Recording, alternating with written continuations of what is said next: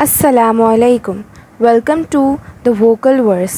جنت کے پتے باب 4 پارٹ 3 آڈیو بک. رات سبانجی کے گرد نوحہ پہ اپنے پر پھیلائے ہوئے تھی. سبزہ زاروں پر جمی برف اب پانی بن کر جھیل میں بہتی تھی. باہر کی تازہ ہوا ہر سو پھول کھلا رہی تھی. ڈارم بلاکس کی چوکور کھڑکیاں باہر سے روشن دکھائی دیتی تھیں. رات بیت چکی تھی مگر ہاسٹل جاگ رہا تھا.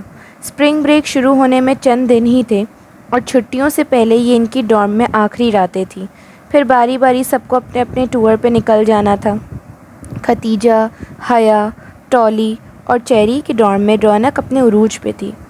حیا کی کرسی پہ سویٹرز لینڈز کی سارا ایکسٹینشن کا ریسیور کان سے لگائے بیٹھی تھی. مسکراہٹ دبائے انگلی پہ سنہرے بالوں کی لٹ لپیٹتے ہوئے وہ کہہ رہی تھی، میرا فیوریٹ کلر تو بلو ہے. اوہ، تمہارا بھی یہی ہے مومن؟ وہ کہنے کے ساتھ بمشکل ہنسی روکے ہوئے تھی. مومن کافی دنوں سے اس کی توجہ لینے کی کوشش کر رہا تھا مگر وہ اس کو دکھانے کے لیے ہالینڈ کے لطیف کے ساتھ نظر آتی تھی. لطیف خالص ڈچ اور کیتھولک تھا مگر افغانستان میں پیدا ہونے کے سبب اس کے ماں باپ نے اس کا نام اپنے کسی افغان دوست لطیف کے نام پہ رکھا تھا. یوں وہ تمام فلسطینیوں کا بہت اچھا دوست بن چکا تھا سوائے مومن کے. سامنے ڈی جے کی کرسی پہ ہالے بیٹھی تھی اور اس کے مقابل کاؤچ پہ اسپین کی سینڈرا تھی. وہ دونوں اپنے درمیان ایک میگزین کھولے تبصرہ کر رہی تھیں. اس تھیم کے ساتھ یہ کنٹراسٹ کچھ اوور لگے گا نہیں؟ ہالے متذب سی سینڈرا سے پوچھ رہی تھی. چیری اپنے بینک کی سیڑھی کے ساتھ کھڑی اپنے کیپوا آئل کی آدھی شیشی ان کو دکھاتے ہوئے بار بار نفی میں سر ہلاتے ہوئے آئی ڈونٹ بلیو دس کہے جا رہی تھی. کسی لڑکی نے کچن میں رکھا اس کا تیل استعمال کر کے اوپر چٹ لگا کر معذرت کر لی تھی کہ چونکہ میں جلدی میں ہوں سو پوچھ نہیں سکی. اور چیری کو جب سے ان چند بوندوں کا غم کھائے جا رہا تھا. ان چینیوں کے دل بھی اپنے قد کی طرح ہوتے ہیں، چھوٹے اور پست. ٹالی جو اوپر اپنے بینک پہ بیٹھی حیا کو اسرائیلی نامہ سنا رہی تھی لمحے بھر کو بات روک کر چیری کو دیکھتے ہوئے بولی، پھر سر جھٹک کر بات کا وہیں سے آغاز کیا جہاں چھوڑی تھی. You know, in Israel we have such citrus that ٹالی کے نزدیک دنیا کا سب سے رسیلا پھل اسرائیل کا تھا. سب سے میٹھا پانی، سب سے خالص شہد، سب سے خوشبودار پھل اور سب سے سہانا موسم اسرائیل کا تھا. وہ کہتی تھی اسرائیل جنت ہے، مقدس اور بابرکت زرزمین ہے. اور اس کے جاتے ہی حیا اور ڈی جے اس کے فکرے میں یوں ترمیم کر لیتی کہ فلسطین جنت ہے، مقدس اور بابرکت زرزمین ہے. اب بھی حیا بہت انہماک سے دونوں ہتھیلیوں پہ چہرہ گرائے اس کی باتیں سن رہی تھی. جو بھی تھا، اسرائیل نامہ سننے میں مزہ بہت آتا تھا. دھیمی آواز میں بات کرنے کے باوجود ان سب کی آوازوں نے مل کر شور کر رکھا تھا اور اس سارے شور میں ڈی جے اپنے بینک کے اوپر بستر میں لیٹی تکیہ منہ پہ رکھے ہوئے تھی. ان کی آوازیں بلند ہوتی گئیں تو اس نے منہ سے تکیہ ہٹایا اور چہرہ اوپر کر کے بیزاری سے ان کو مخاطب کیا، پلیز شور مت کرو، میرے سر میں درد ہے، مجھے سونے دو. Okay okay. حالے نے فوراً اس بات میں سر ہلایا. سب نے شش شش کر کے ایک دوسرے کو چپ کروایا اور دھیمی دھیمی بڑبڑاہٹوں میں بولنے لگی. ڈی جے واپس لیٹ گئی اور تکیہ منہ پہ رکھ لیا. ہاں چاند، میں چاند کو ہی دیکھ رہی تھی. سارا جو اپنی لٹ کو انگلی پہ مروڑتے مسکراتے ہوئے کہہ رہی تھی، دوسری طرف کچھ سن کر ذرا گڑبڑا گئی. اچھا، آج چاند نہیں نکلا؟ او، میں نے شاید پھر اپنے تصور میں دیکھا تھا. مجھے یہی کلر اسکیم چاہیے اور اگر اس کے ساتھ ہم یہ پھول کر لیں تو وہ میچ کر جائیں گے. پھر یہ رنگ. سینڈرا میگزین کے صفحے کو پلٹ کر پیچھے سے کوئی دوسرا صفحہ نکال کر حالے کو دکھانے لگی. آہستہ آہستہ ان کی آوازیں پھر سے بلند ہونے لگیں. چند ثانیے بعد ڈارم میں پھر سے شور مچا تھا. Can some one please shut up? نیچے ضبط کھو کر اٹھی اور زور سے چلائی. وہ پچھلے 2 گھنٹوں میں کئی دفعہ ان کو خاموش ہونے کا کہہ چکی تھی مگر بار بار لڑکیوں کی آوازیں بلند ہو جاتی تھیں. لیکن اس کے یوں چلانے پر ایک دم سے ڈارم میں آوازیں فوراً بند ہو گئیں. بس تم آرام کرو، ہم چپ ہیں، اب سب آہستہ بولو، اچھا؟ حیا نے جلدی سے مسکرا کر اسے تسلی دی. وہ کچھ بڑبڑاتے ہوئے واپس لیٹ گئی اور کمرے میں سب مدھم سرگوشیوں میں باتیں کرنے لگے. چند پل مزید سرکے. پھر اسرائیل میں ہمارا مقدس درخت. سب سے پہلے ٹالی کی آواز بلند ہوئی تھی، پھر سارا، پھر حالے اور پھر چیری، جو ابھی تک سب کو متوجہ کرنے کی صحیح کرتے ہوئے انہیں بوتل دکھا رہی تھی. مطلب یہ کہاں کی اخلاقیت ہے کہ کسی کا تیل اس سے پوچھے بغیر استعمال کر لیا جائے؟ शोर वापस लौट रहा था। डीजे एकदम उठी, कंबल उतार कर फेंका, बैंक की सीढ़ियाँ फलांग कर उतरी, अपनी मेज़ पे रखा स्वेटर गर्दन में डाला, साथ रखी 3 किताबें उठाईं, तय करदा ऐनक खोल कर आँखों पे लगाई और खामोशी से किसी की तरफ भी देखे बगैर बाहर निकल गई। इसने अपने पीछे धड़ाम से दरवाज़ा बंद किया था। डॉम में एकदम सन्नाटा छा गया। सब ने एक दूसरे को देखा। सारा ने बिना कुछ कहे रिसीवर क्रेडल पे रख दिया। चेरी ने खुफ से अपनी बोतल वापस बैग में रखी। हाले और सैंड्रा ने मैगज़ीन बंद कर दिया। बहुत सी नादिम निगाहों के तबादले हुए। वो नाराज़ हो गई है, अब क्या करें? हाले बहुत आहिस्ता से बोली। ठहरो, मैं इसे मनाती हूँ। हया ने कंबल परे हटाया और बैंक की सीढ़ियाँ उतरकर नीचे आई। मेज़ पे रखा अपना दुपट्टा उठाया और चप्पल पहनते हुए बाहर निकल गई। पीछे कमरे में अभी तक सन्नाटा छाया था। स्टडी साथ ही थी। इसे पता था डीजे वहीं होगी। इसने दरवाज़ा धकेला तो वो खुलता चला गया। वो सामने राइटिंग टेबल पे किताबें फैलाए बैठी थी। चौखट से इसका नीम रुख ही नज़र आता था, फिर भी वो देख सकती थी कि वो रो रही है। इसका दिल एकदम बहुत ज़्यादा दुखा। वो दबे कदमों चलते हुए इसके करीब आई। डीजे? खतीजा बाएं कमपट्टी को उंगली से मसलते चेहरा किताब पे झुकाए आंसू पीने की कोशिश कर रही थी। DG, we are really sorry. वो कुर्सी खींचकर इसके साथ बैठी और इसका हाथ थामना चाहा। डीजे ने सख्ती से हाथ छुड़ा लिया। इसे बेहद मलाल हुआ। सॉरी यार, हमने तुम्हारा ख्याल नहीं किया। तुम्हारी तबीयत तो ठीक है? वो जवाब दिए बिना यूं ही कमपट्टी को उंगली से मसलती किताब पे सर झुकाए बैठी रही। सर में दर्द है? इसने हौले से पूछा। डीजे ने इस बात में सर हिला दिया। टैबलेट ली है कोई?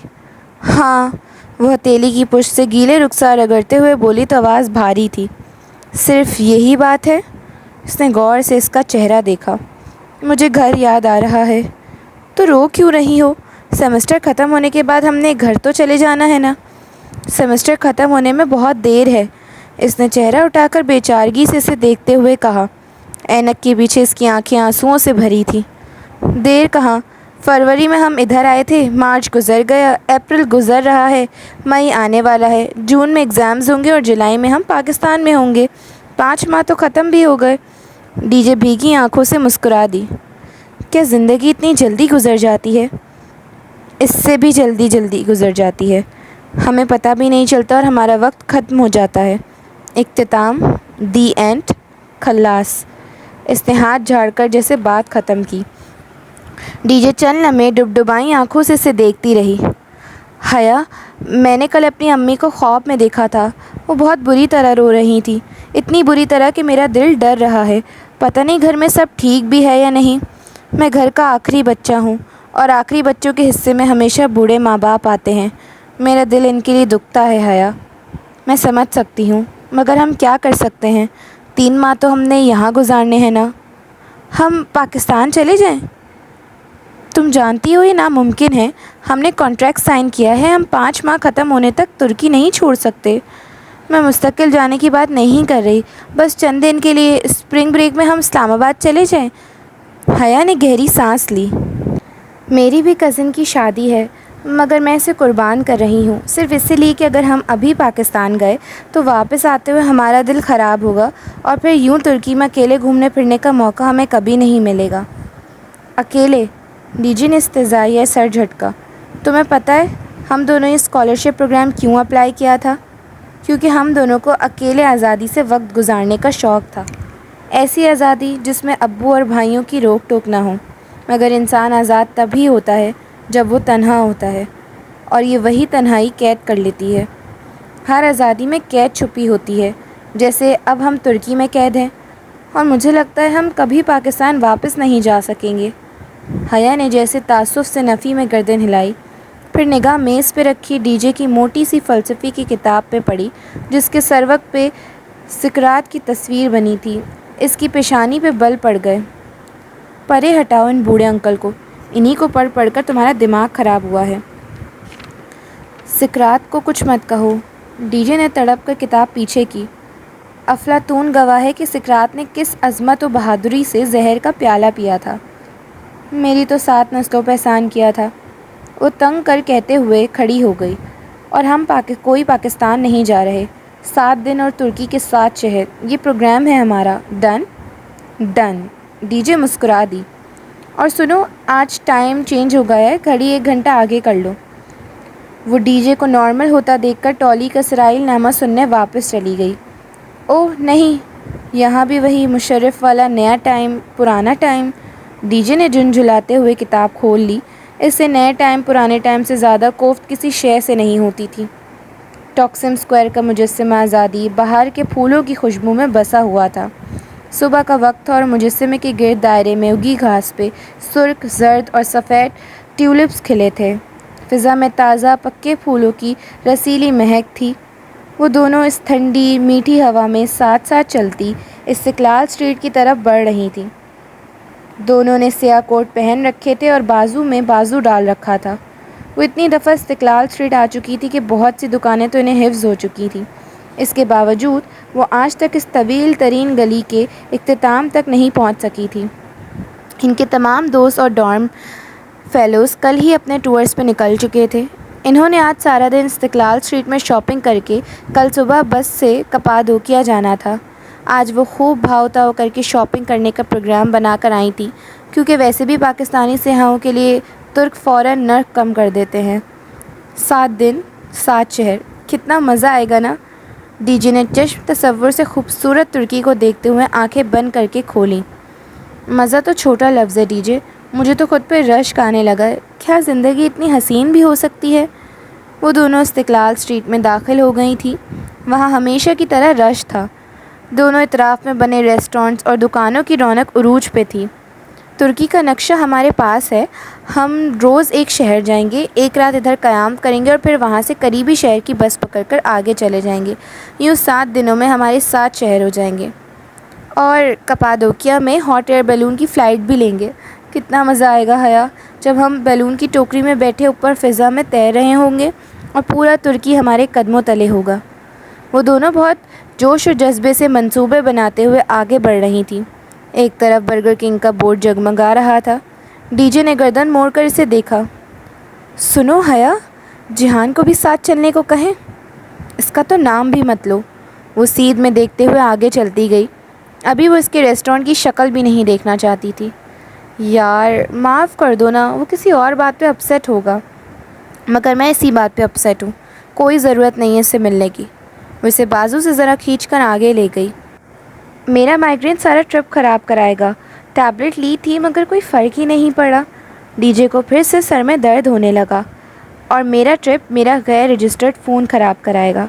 اس نے کوٹ کی جیب سے حالے کا بھدا ترک فون نکال کر مایوسی سے اسے دیکھا۔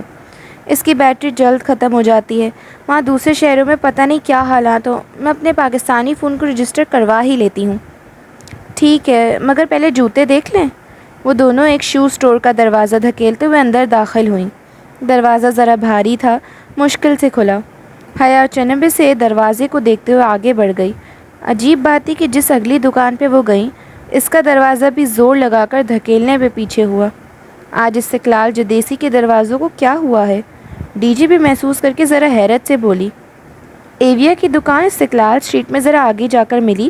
وہ دونوں کھٹی چوکھٹ تک آئیں اور لاشعوری طور پر ایک دم بہت زور سے دروازے کو دھکا دیا۔ وہ گلاس ڈور بے حد باریک اور نازک شیشے کا بنا تھا۔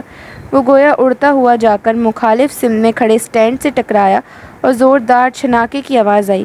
لوہے کے سٹینڈ کا کوئی ہک نکلا ہوا تھا۔ اس کی ضرب زور سے لگی اور دروازے کے اوپری حصے سے شیشے کے ٹکڑے چھن چھن کرتے فرش پہ آ گرے۔ وہ دونوں ایک دم ساکت سی آدھے ٹوٹے دروازے کو دیکھ رہی تھیں۔ کاؤنٹر کے نچلے دراز سے کچھ نکالتے سیلز مین نے چونک کر سر اونچا کیا۔ ٹوٹے دروازے کو دیکھ کر اس کا منہ پورا کھل گیا۔ وہ ہکا بکا سا اٹھ کھڑا ہوا۔ کاپیے کر دی؟ اس نے اگلی سے دروازے کی طرف اشارہ کیا۔ ڈی جے کا سکتہ پہلے ٹوٹا۔ وہ حیا کے قریب کھسکی اور ہولے سے سرگوشی کی۔ حیا، اس نے ہمیں دروازہ توڑتے نہیں دیکھا۔ بس ٹھیک ہے، ہم مکر جاتے ہیں۔ وہ گلا کھنکارتے خود کو نارمل کرتے ہوئے آگے بڑھی اور اپنا پاکستانی فون اس کی طرف بڑھایا۔ فون رجسٹر کروانا ہے۔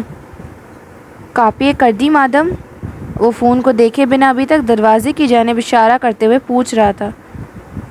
مجھے فون رجسٹر کروانا ہے۔ کاپیے کر دی؟ ڈی جے یہ کیا بک رہا ہے؟ وہ کوف سے ڈی جے کی طرف پلٹی۔ اسے غالباً انگلش نہیں آتی اور یہ دروازے کے بارے میں پوچھ رہا ہے۔ دیکھو بھائی، وہ آگے آئی اور کاؤنٹر پہ کہنی رکھ کے بڑے اعتماد سے بولی، ہم نے کوئی دروازہ نہیں توڑا اور ہم نے تو تمہارا دروازہ دیکھا ہی نہیں تھا۔ بالکل، ہم نے تو کبھی زندگی میں دروازے نہیں دیکھے، ہمارے یہاں گھروں میں دروازے ہی ہوتے ہی نہیں ہیں، لوگ کھڑکیوں سے اندر پھلانگتے ہیں۔ مگر ان کی کوئی بات اس کی سمجھ میں نہیں آ رہی تھی۔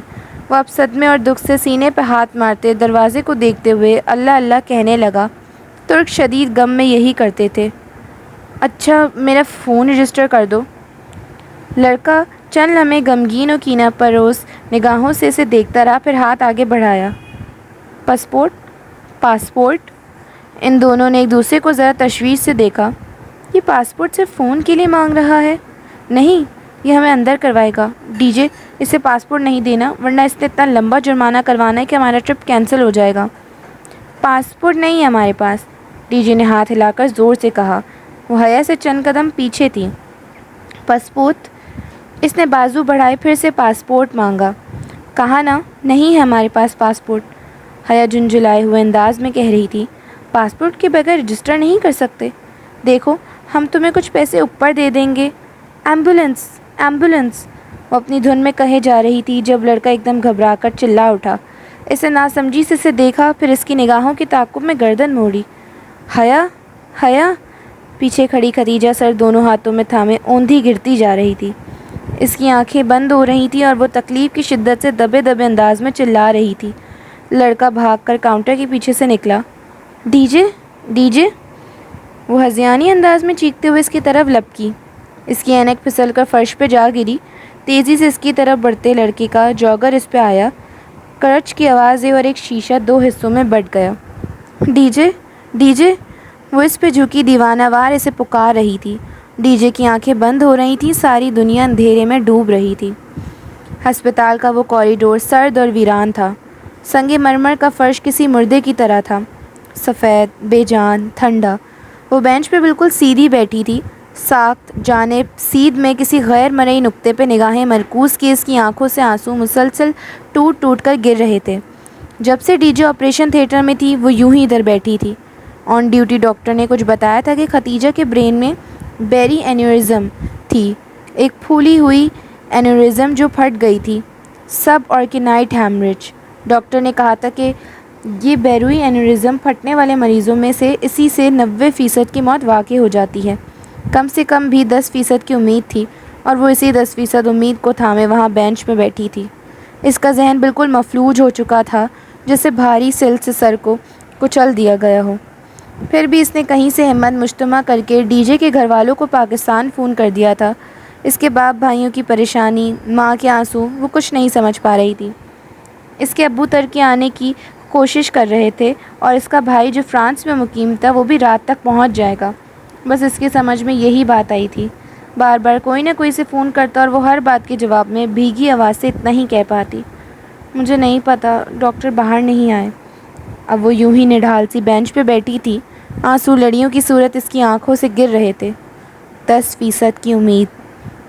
اس نے گود میں رکھے موبائل کو دیکھا، پھر اٹھا کر کپ کپاتے ہاتھوں سے پیغام لکھنے لگی۔ میں ٹاکسم فرسٹ ایڈ ہاسپٹل میں ہوں، ڈی جے کو برین ہیمریج ہوا ہے، تم فوراً آ جاؤ۔ اور جہان کو بھیج دیا۔ ان کے درمیان اگر کوئی تلخی تھی بھی تو اسے یاد نہیں تھی، اگر یاد تھی تو صرف اور صرف ختیجہ۔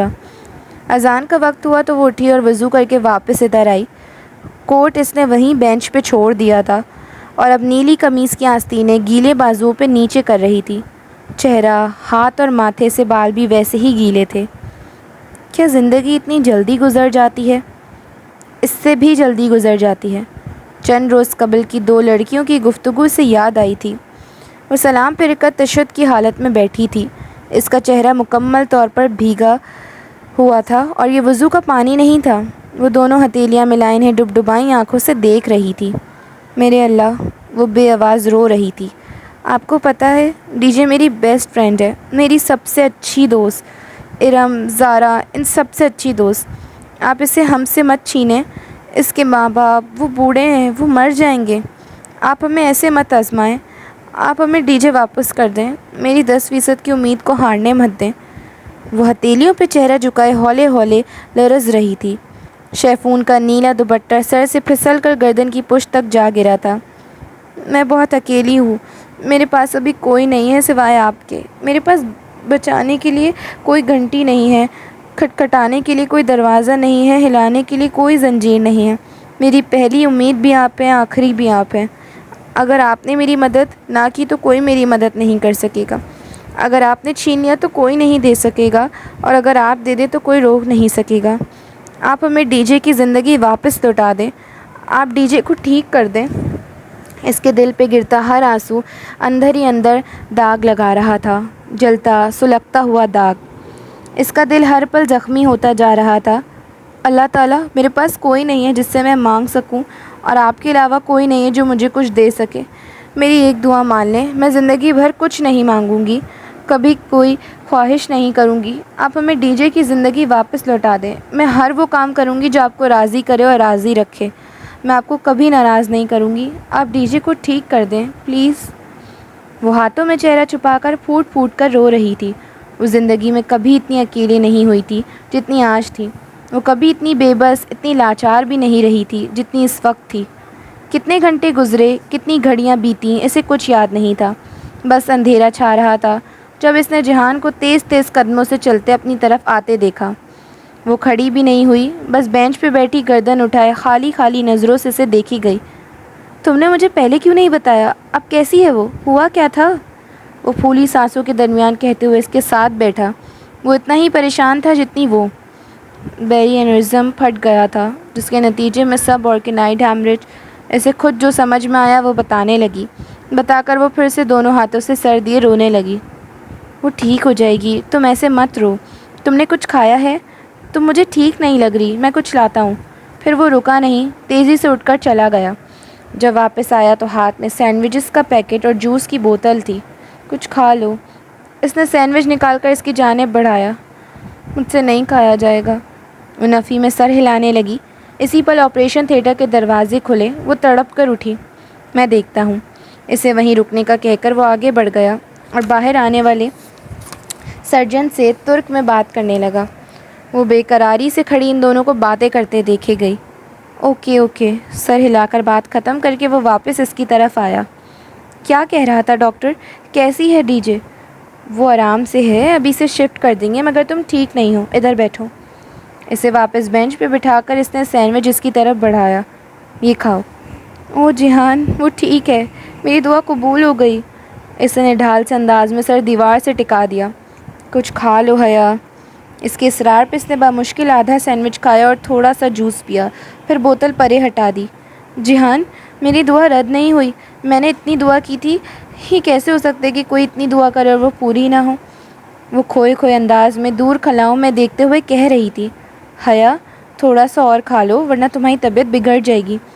نہیں، تمہیں پتہ ہے میں نے کبھی اتنے دل سے دعا نہیں مانگی جتنی آج مانگی تھی، پھر یہ کیسے ہوتا کہ وہ پوری نہ ہوتی؟ اس کی آنکھوں سے پھر سے آنسو بہنے لگے۔ وہ خاموشی سے اسے دیکھے گیا۔ اب وہ مزید کچھ نہیں کھائے گی، اسے اندازہ ہو چکا تھا۔ وہ اب سامنے دیوار کو دیکھتے ہوئے بہتے آنسو کے درمیان کہہ رہی تھی۔ تمہیں پتہ ہے، انسان کو کوئی چیز نہیں ہرا سکتی جب تک کہ وہ خود ہار نہ مان لے، اور میں نے آج امید نہیں ہاری تھی جہان، مگر بعض دفعہ قسمت ہرا دیا کرتی ہے۔ وہ بہت دھیرے سے بولا تو وہ چونکی۔ جہان اسے ہی دیکھ رہا تھا، ایک دم اس کا دل ڈوب کر ابھرا۔ جہان، حیا، ڈی جے کی ڈیتھ ہو گئی ہے۔ کوریڈور کا سناٹا یکدم سے ٹوٹا۔ پیچھے کہیں کسی اسٹریچر کے پہیوں کے چلنے کی آوازیں آئی تھیں۔ وہ بنا پلک جھپکے جہان کو دیکھ رہی تھی۔ ہاتھ میں پکڑی ٹوٹی اینک پہ اس کی گرفت سخت ہو گئی تھی۔ پسینے میں بھیگی ہتھیلی سے اینک کے شیشے پہ دھند چھاتی جا رہی تھی، ٹھنڈی گیلی دھند۔ Subscribe for the next part of جنت کے پتے۔ ٹل دین، اللہ حافظ۔